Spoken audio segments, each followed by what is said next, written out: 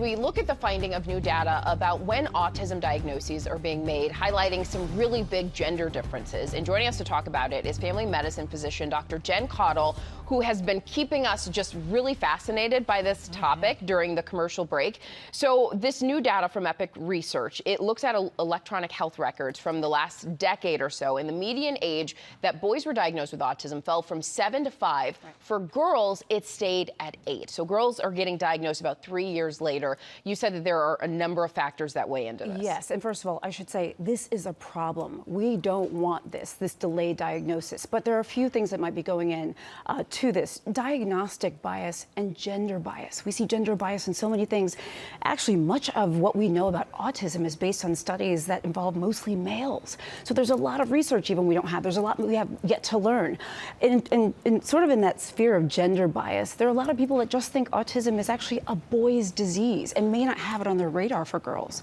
We also know that girls and boys can present differently when it comes to autism. They may have the same sort of symptoms, but express them differently, which may cause girls to be either misdiagnosed, underdiagnosed, or they might be given totally different diagnoses altogether. The last one is that sometimes, and the studies have shown this, girls may be better at blending into society, hiding or masking their symptoms, which may potentially delay a diagnosis.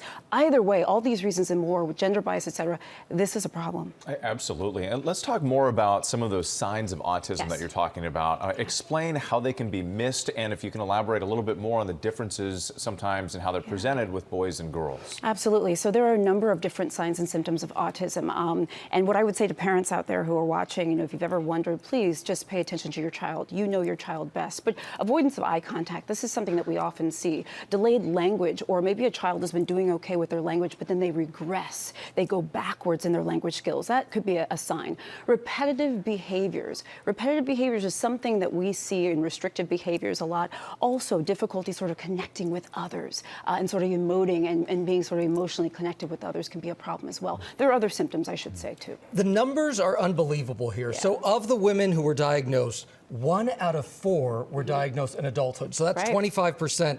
That's 12% when you look at the men. Right. I mean, what does that tell you that they're going through their youth being undiagnosed? Well, it sort of reinforces what we talked about before. Gender bias is real, as well as so many of the other factors we talked about. But the big problem with that, as we know with autism, early diagnosis is important so that we can establish early intervention.